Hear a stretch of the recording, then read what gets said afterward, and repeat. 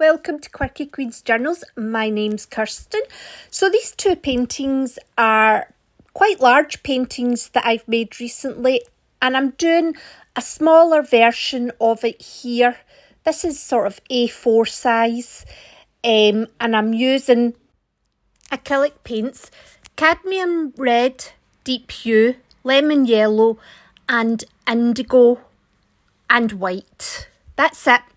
The reason that I'm using these colours is because I've been sort of trying to work on colour theory, and I also enjoy how they, behave together, how they mix together. So here I'm using a palette knife to apply the paint, and so it's going on quite thickly, and I'm really letting the palette knife although I'm steering the palette knife's kind of deciding how thick it's going to be, and also it's not an even spread. The palette knife is sometimes it likes to keep more of the paint than other times. So really at this stage what I'm doing is I'm kind of going, right, this is the colour palette, and sort of a composition, but also creating texture for later on. So that has to fully dry, but first of all I did try and put a little bit of gesso on. I only did a couple of bits because I realised, while I thought it might be nice to try and sort of get a bit of a softer version of those colours, this wasn't the time, because I want to keep those sharp defined edges we made with the palette knife, and also the sort of raised textures we've got in some areas. So I abandoned this. Now this took about 2 hours to dry. Unfortunately I didn't press play here. However, all I've done is make up purple, green and orange and sponged it on in a very similar expressive kind of large movements way that I did with the palette knife. So again, we've allowed that to dry, and I've made up a mixture of white paint with water and glazing medium. So glazing medium, it's a bit like matte medium, but it's glossy, and it will it increases the transparency. So what I'm doing here, I'm trying to stay expressive, and as you can see, the board that the paint's sitting on is moving about, and I'm really trying not to support the painting in any way. I did have to move it back on there though. So the reason I want the white quite transparent is because I want the colours from underneath to show through. But also we're going to add to it later on as well, where I'll have a more block, solid pale colour. And I want this white to be less solid, like highlights. You'll see when we get to it. So far we've done a lot of gestural work, and we've let it dry a lot. I sprayed the water while that white paint was still wet, just to give it slight blurring at the edges, and you can see it there. So I'm using an ink tense block to put some lines in. You could use charcoal, pencil, paint, anything at all. It's really just to give me some lines. And how I'm choosing my lines is, so I'm you can see that purple and red flash coming down the left hand side. That's a big sort of shape that's there, and it's quite a strong shape. And what I'm doing is I'm using shapes like that, edges of shapes, where the white meets the colour. And then what I'm doing is I'm extending the lines to the edges of the page. So I'm kind of creating like a grid, but it's a grid that's each square isn't a square, but it's kind of informed by the shapes and the colours around it. Now what I'm doing here is I'm making purple. Ignore the other colours on the lid. It needs to be a thicker layer to peel them off. So I'm having to work on top of it. Anyway, what I'm doing now is I'm going over some of those lines with the paint, but those lines were very much just a bit of guidance. And also, where I've kind of decided my focal point is that kind of big yellow blob with the purple square at it and the red. And so what I'm doing is I'm actually going to make some smaller shapes. I'm almost framing a couple of areas in that area that I feel are really strong, and to me they feel like a good focal point. Like that red, it's so solid with the purple sort of transparently over the top, and obviously where that yellow and red that I'd already framed meets with the kind of purple square in it, that's another solid area. So I'm making some smaller shapes there, similar to the grid-like shapes we've made. And then I'll have a couple of slightly larger ones coming away from there. And then we'll start getting into the large grid we previously made. So these smaller shapes that I'm making just now, I've provided some more lines for us to extend towards the edge of the pages. So we just, you know, we just kind of play with that and bring it all together. I think this is probably my favourite part of the painting, because this is the composition, I suppose. Well, it's the line work composition. I feel as well that, you know, this is the opportunity to get some movement in here. I'm also using purple because out of all the colours, you know, the indigo, lemon yellow and the cadmium red deep, the purple's the darkest.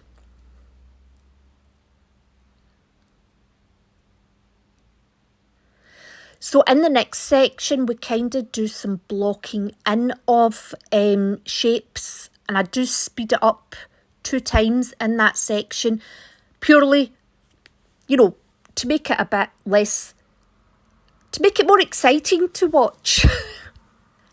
Because at the end of the day, I'm just filling in shapes, but I want you to see the process of deciding on the shapes.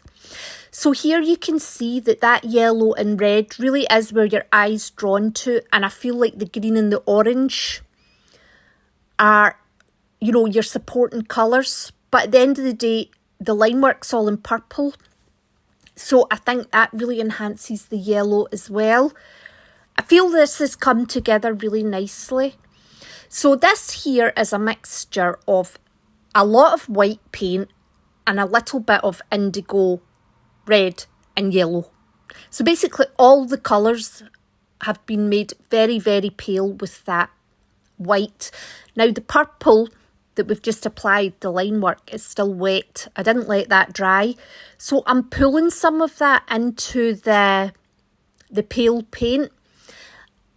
And that section at the bottom that's got a lot of the purple in it, I really wish I painted over it, and I kind of wish I'd kept that because I feel like it worked.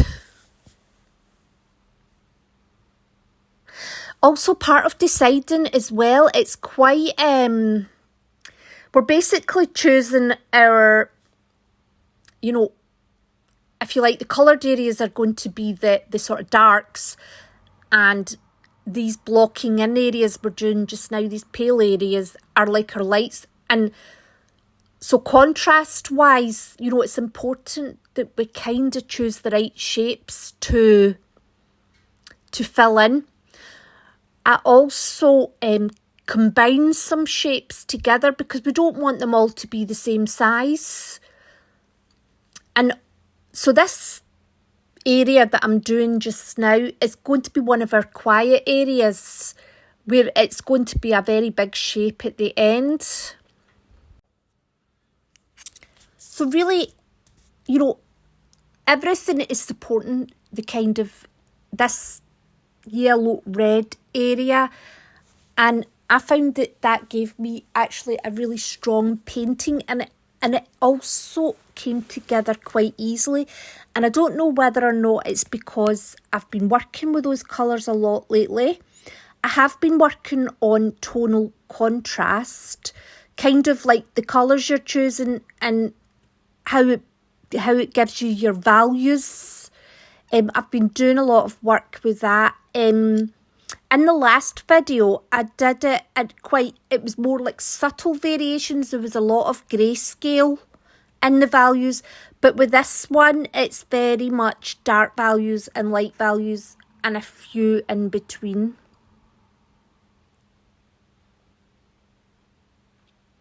So I'm liking here because see the line work we did, you know, there's some curves, there's some sharp corners. The shapes are irregular but similar. So it does give that illusion of depth and movement because of the way the shapes are curving.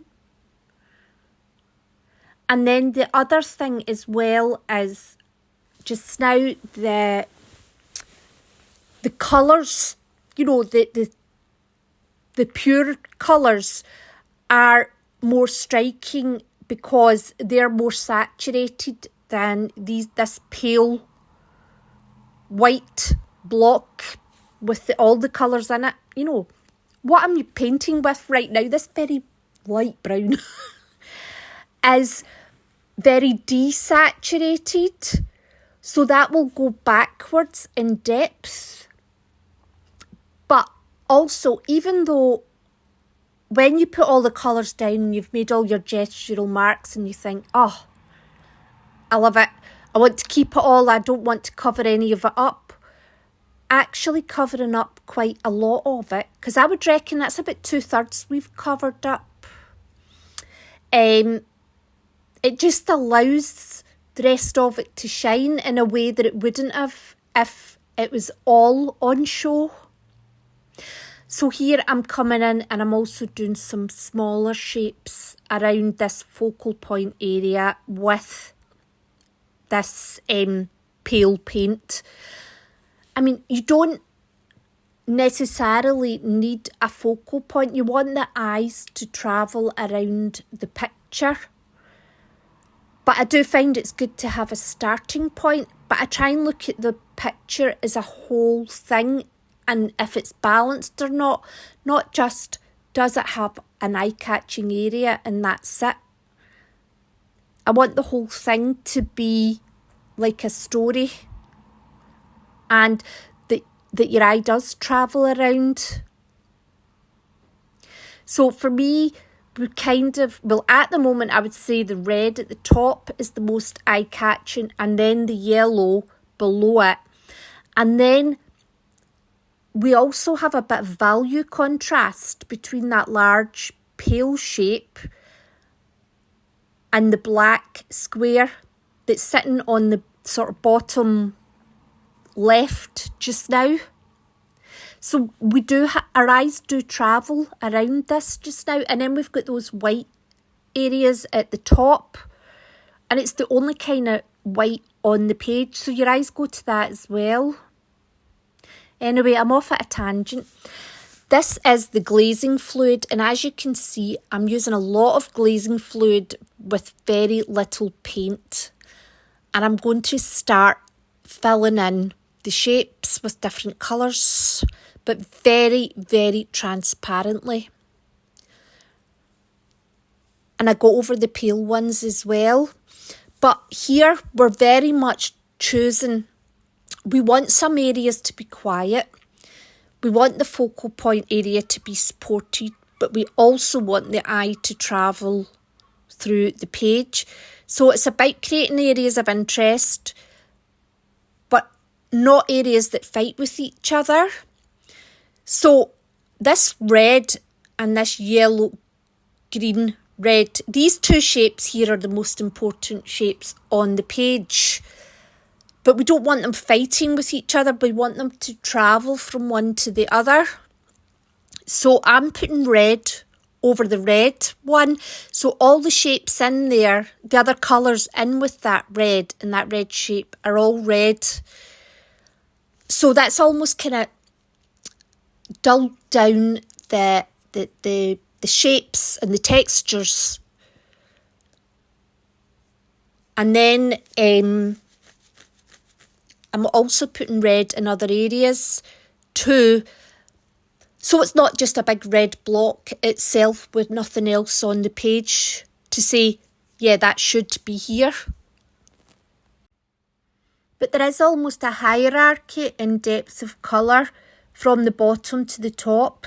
The bottom red is the palest, and it gets gradually deeper as you get towards the top. So that's created a nice path right through the middle of the painting. I'm using blue here. This area is part of, as we're coming away from the focal point, we want to keep it interesting, but we want it to be, it's very much something to look at once you've looked at a few other areas.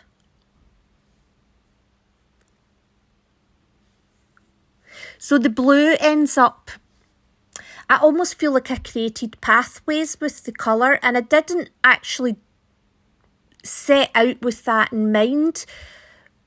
But although it looks like I'm just moving from square to square quite easily here, there was a lot of deciding along the way about where to put each colour, because you want it to flow as a painting as a whole. So you can see there, I'm making this big shape blue, and I think it is the only solid pale shape that I make blue. I think the blue goes on coloured areas elsewhere, and I do think that helps.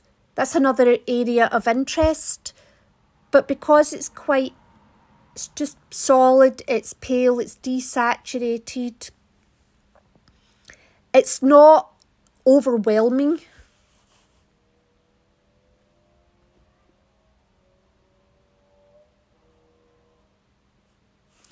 I also use yellow. Yellow is what's covering the most surface area of the painting. It kind of comes down the middle, and it also goes up the left-hand side and across near the top. And I think that probably was the right decision because of the purple line work. So the yellow and the purple obviously complement each other, but they're not taking over here.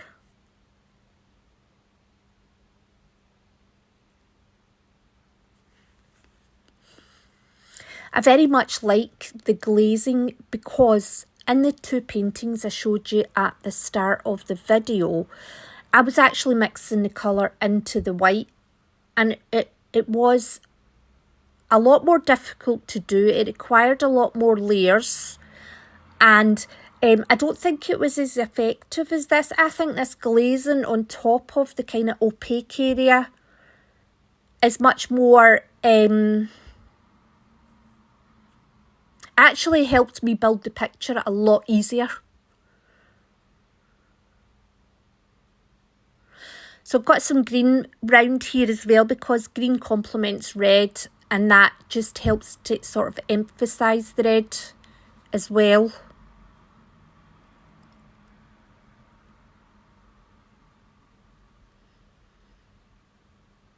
I think having the smaller shapes at your focal point and building out automatically gives you a much easier composition to work with.